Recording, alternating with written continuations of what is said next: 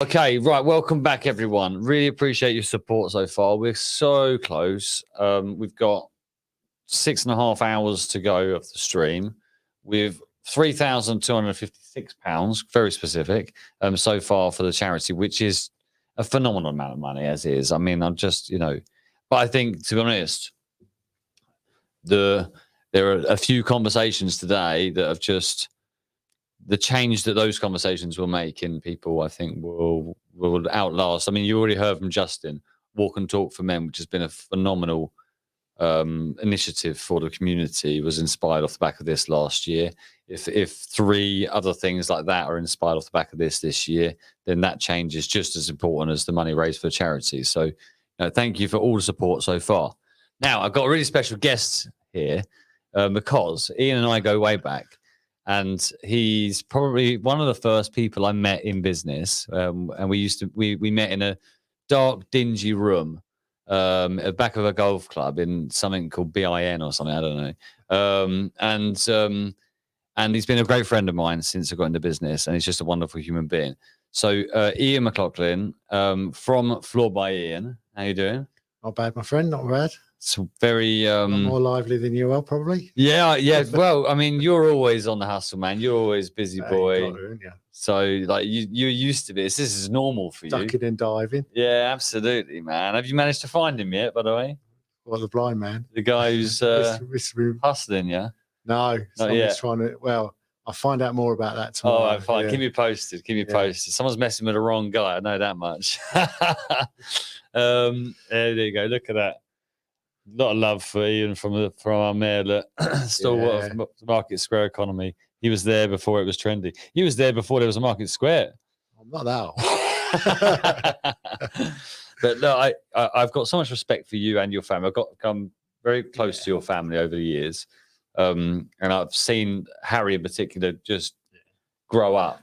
Boy to a man. Tremendously. I mean, ridiculous. And I think you're everything that I love about family independent businesses.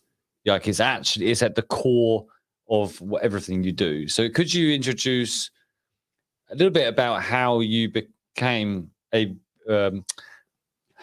high street business, because you were a business before that, but I think that transition was really important for you sentimentally as well as economically, but then also the relationship you have with your family as a result of the business.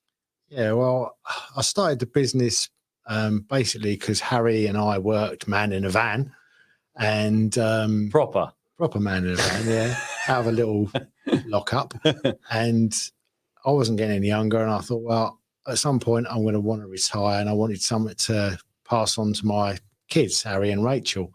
So the business was doing okay, and I decided, why don't I get a retail outlet, build it up in the next sort of 5 to 10 years, and then they've got their futures guaranteed, or a business that would hopefully support the pair of them, which has been great along the way. We've faced challenges between all of us along the way. My daughter's not quite so involved nowadays because she's made me a granddad. She's got more important things to be doing. Exactly. Yeah. Stuff us. Yeah, absolutely. But it's great because again, it's another journey through life. It's a great experience for her and for me. I've become a granddad for the first time. I'm going to be a granddad for the second time later on this year. That's it now. It just should keep coming. Yeah, and family's what it's all about. I mean, each of my employees are kind of like my extended family, and we have this thing where whoever starts from me, I say, every customer that they go and see of mine, treat their house like you would your grandma's house, because everyone goes, why the grandma's? And I say, because most kids don't appreciate their mum and dad's house. No, they don't. That's right. Yeah. But you go round to your grandma's and you full respect to them, and you do things. And you go extra mile for them. Yeah, exactly. I like that. That's lovely. So that's just kind of the culture you've got there. Yeah, it's extended family. We have summer barbecues, we have Christmas party, we have comedy nights Yeah. where other people Well, get. you're on not stage. your comedy. God, No, blimey. No, it's not. No one's it's not, paying for that, not mate. me on stage. No, I've got the worst jokes in the world, mate. You know. They have a place. They have a place. They don't stop me saying them. No, they don't. But you know, I do try and.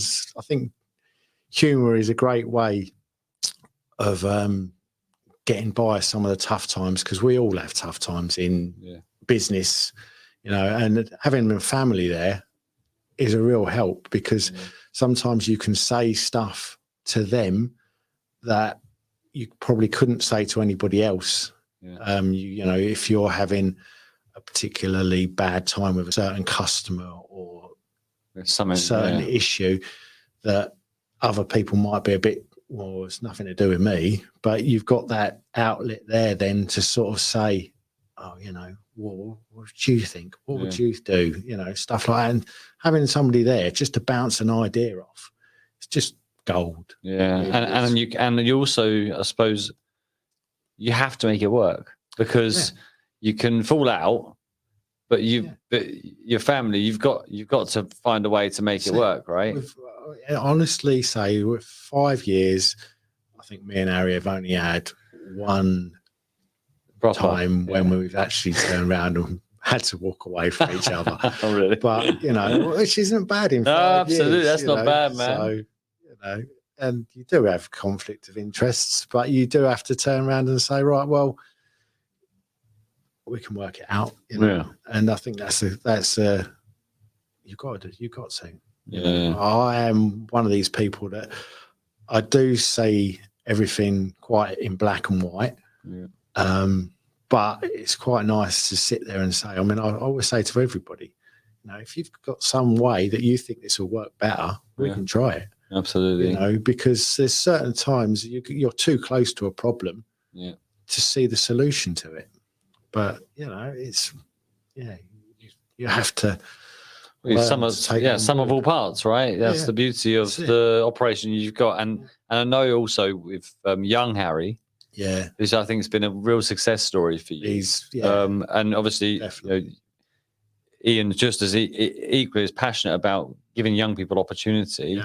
And he is someone who, fair to say, academically maybe not. No, he wasn't. He came to me, and that was the first thing he said in the interview.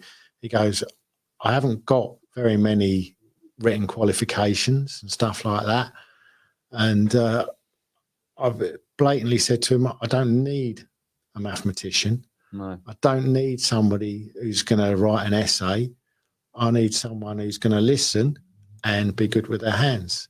And to be perfectly honest, you know, he's been brilliant. You know, he now works with my son full time. He's passed his apprenticeship. I've just taken another apprentice on, Tom, and he's another one that hopefully will come through. He's going to college, just starting to go to college now. And there is another firm in St Neots that's sending someone to the same college, and he's got the same mentality as me. He goes, I'm going to be the apprentice of the year. I'm going to beat that firm's apprentice. Nice. And just to have that sort of attitude, I like that. You know, it's great, because you know automatically they're going to be giving it 100% for you and for themselves. Yeah, and must be weird for young Harry. You know, he can't be young. He can't be called young Harry forever. No, it's little Harry now. It's just little Harry. big Harry, little Harry. They're like the two Ronnies, those two, but they're not as funny. They're brilliant, though. They're brilliant. They are good. So I just want to just dig a bit deeper in the relationship that you have with Harry, your son, because, like I say, you know, whenever we've had like events at Shifties and stuff, you've always, maybe when he was younger, he might not have been that keen to come to these meetings and events and stuff, but then he's slowly found his space. He's found his, I don't know, he's found his walk, if that makes sense. You have to nurture them. You know, it's not like, it's like, I don't know, your son being a small plant. Yeah. You know, if you want to shape it into what you want, like the old bonsai tree or whatever, then you have to kind of coax him in the right direction. And that doesn't always mean that he's feeling comfortable about everything. Now it's ironic because sometimes when I hear him talking to customers, and little Harry says the same, he says, he tells the same jokes as you do. Yeah, he's been mimicking behaviour. It's those things that he picks up on, and it gives them the confidence to take them forward. And now he's brilliant with people. Yeah. He will go into a room and he can talk to anyone, much the same as I can. But to start off with, maybe that wasn't the case, and it really helps develop someone's confidence. The more people you speak to, and it's not easy for some people. I've got personal friends that find it very difficult to talk to people and have to force themselves to talk to people. So to be able to do it naturally is really, it's going to serve him well, I think. Yeah, it's really good. Yeah, no, it's exciting. It's exciting. So the process of building a business as a family, that kind of central focus, as it's for the family. Yeah. It's by the family. Has it always been easy? But no, sorry, that's a bad statement. Sorry. I'm trying to get an understanding for what that's like. Because I know from my own experience of my business, and obviously we do things together. Yeah. There are benefits and there are cons. Yeah. But what's that conversation like in your head? Well, my first thing when I first had the company, and Harry and Rachel Rachel was running the shop for me, as you know. Harry was kind of like my right-hand man with the hard floors and stuff like that, still is. The thing is, if you can't trust your own family, who can you trust? Oh, yeah. And from being a one-man band, me doing everything, to actually let go of things and say, right, you deal with that and you deal with that, is really, really hard. I know, I've seen it. I was a control freak, and I was like, well, this is how it's got to be done, blah, blah, blah, blah, blah. Yeah. And people say, well, why do you do it like that? It's like, because I always have. Yeah. And they go, but this way is probably better. And you go, but I've always done it like this. But hang on a minute, you might actually have a point there. But to get to that point is really tricky when you've done everything yourself, and you kind of think to yourself, well, I've been doing it wrong for like 25 years. Oh, it's all right. And you're like, holy crap, if I'd have only done that sooner, where could I have been now? But, yeah, but you can say that. Yeah, there's always something more. There's always something else, you know. And you have to sort of sit there and think to yourself, because no one person can think of everything. No. And your kids find it probably easier to say things to you than perhaps some employees might. Absolutely, yeah. We've had things where we've done initiatives to try and get people to speak up and say, right, well, what could we do? What have we done well? What haven't we done? I mean, we started an initiative called Peroni Friday, where we used to shop the shop. We still do. Shut the shop an hour early. Yeah. Go for a bottle of Peroni after work and say, right, well, what worked? What didn't? Yeah. Blah, blah, That's blah. Nice. And we tried doing that. Lockdown kind of head a bit. But, always does. I find that if you're out of the office, people can talk perhaps a bit more freely about what's worked. And it takes them out of that. Yeah, you're giving them permission. Yeah. You give them permission. Yeah, no, that's really interesting. How big an opportunity do you think it is for your kids taking over that business? As I say, kids, I mean, they're not even kids anymore. No. But do they realize how much of a great opportunity that? Because I mean, can you imagine that platform? Yeah. If that was the other way, if you were the other, your shoes on the other feet, and you're inheriting such a great business, it's so stable. You've worked really hard to build that to where it is. Yeah. What an amazing platform for them to build on. Hopefully, for all their lives, they'll have an income, they'll have their mortgages paid, they'll have all this sort of stuff done, and it's up to them what they want to do, how far they want to take it. Yeah. If they want it just to be the shop on the market square, then great. Yeah. If they sit there and say, right, well, okay, we could open maybe a satellite branch or do something else, then it's up to you, to them. It's interesting. It's intriguing to see what happens, right? Yeah, definitely. I mean, I've now got a 5-year plan, so that I will be perhaps only doing 2 days a week instead of 6 or 7. 7 or 8. Yeah. And hopefully that'll all come to fruition, and I will be there just to sort of say, right, well, okay. More mentoring. If you've got a problem or you need something, which is essential, you're going to need that. Yeah, you can't just sit there and suddenly say, right, here you go, here's the keys, bye. However tempting. That was only Friday. Yeah, absolutely.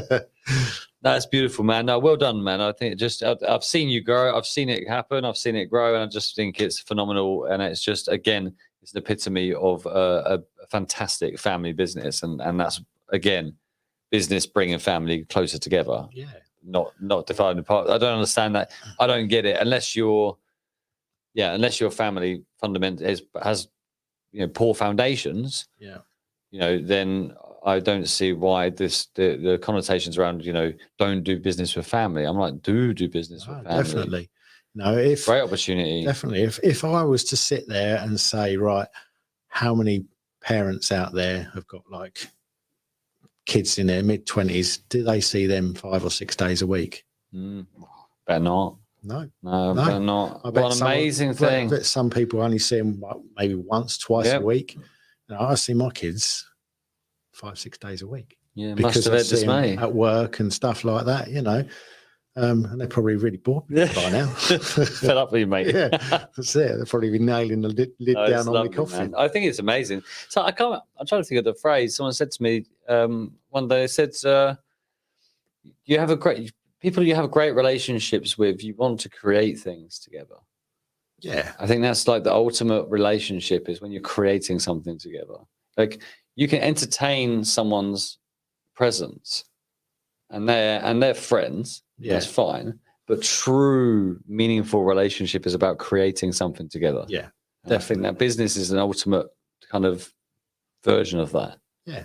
Well, the thing with the business as such is you're doing it for them, but it's reciprocated because they're also doing it for you, because hopefully once I actually do step down a bit, quote him on it, Harry. He said 5 years. Yeah.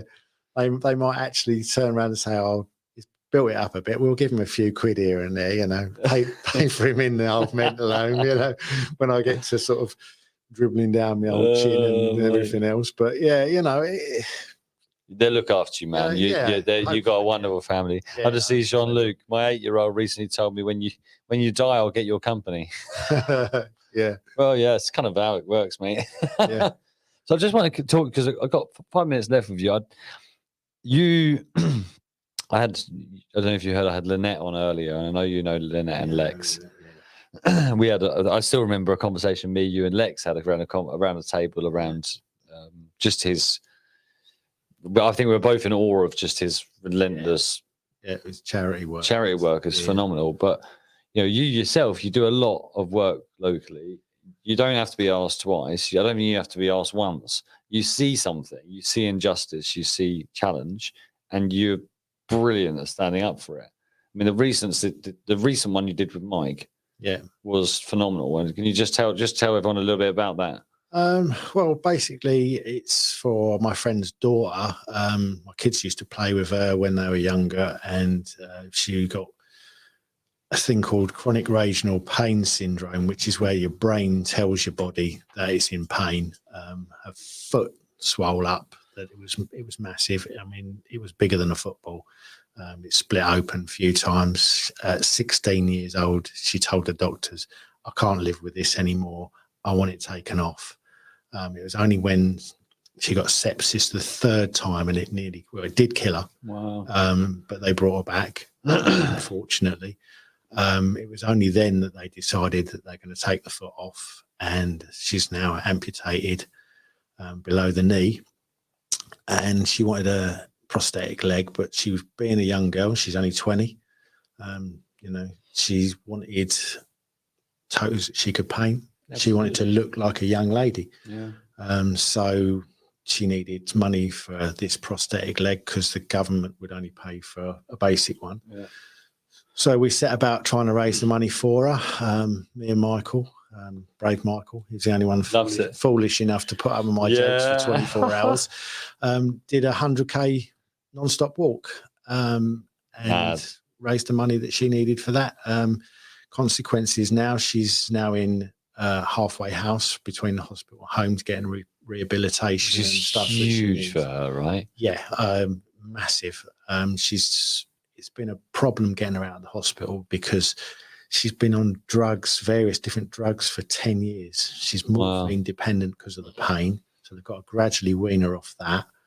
It's not a simple thing of saying, right, hospital's done with you, you go home. No, it's a process. It doesn't work. It took the hospital four months to try and find somewhere that would take her on because of the complications with all her meds. And yeah, fortunately now she's there. Hopefully at some point this year, she'll come home. Mate, we've got a party, right? I've already said. Big party. When she comes home, because she loves baking. She loves all that sort of thing. What I'd really love to do once she gets home is I'm going to do a barbecue for her. And we're going to have quite a few people around and family and stuff. But I'd love for like people in the community to turn around and say, well, I'll give you a baking lesson. I'll come and do your nails. I'll come and do this. Wouldn't that be wonderful? Because she's done so much. I mean, she spent 2 years in Great Ormond Street. While she was in there was another kid in there, and he could only speak Arabic. It was his nationality. Yeah. He could only speak Arabic. By the time he left, he could speak to Jess. She had taught him how to speak English. That's amazing. Going through what she had gone through and everything else, she still had time to teach this kid English. She's one of those people you just can't help but want to help because she's a phenomenal person. Humans are incredible. She, honestly, other people would have given up long before, and she stayed positive through that. I don't think I could have done it, and I'm not a negative person at all, but if that had been me or one of my kids, it would break people. Literally, it would break people. Yeah. Oh, she's phenomenal, man. And look, man, you're getting a lot of love for that. I mean, look, what you do for her, but it's not. I know she's special to you, absolutely. But knowing you, it could be anyone. Yeah. It's just the way that you operate, the way that you appreciate humans, and you appreciate local communities. Yeah, I'm a great believer in karma. If you want to hopefully reap rewards of not necessarily monetary or anything like that, but yeah, help people, and hopefully at some point someone will think, oh, he's a good bloke. Oh, I'll give him a hand as well. Yeah, it's much nicer to do nice things than I would like people to remember me when I'm retired and when I'm not here anymore. He was a really nice bloke, rather than, oh God, I'm glad he's gone. I'm going to jump on his grave and dance a jig. I don't think there's any risk for that, mate. I really don't. Look, mate, absolute. I had to have you on because I've got so much respect for you and your family. You're doing a great thing as well. No, thank you, man. Anybody can do anything for 24 hours. Yeah. Well, man, it's hard. So one question, finish on. Yep. What are you most excited for in your life in 2022? I think most exciting thing out of work is definitely becoming a grandfather again. That's amazing. Don't know if it's going to be a girl or a boy this year, but it's going to be good. Work-wise, I'm really looking forward. We've just literally 80% of the way through rejigging the whole shop. Nice. And I'm really looking forward to sort of getting that finished. And another excuse for a party. Yeah. Don't need much. I don't need any excuse. It's Friday. There's a party. Oh, it's a Thursday. Market's finished. Yes. Well done, man. It's no problem. Awesome. Cheers, bro. Thanks very much, mate. Yeah, thanks, man.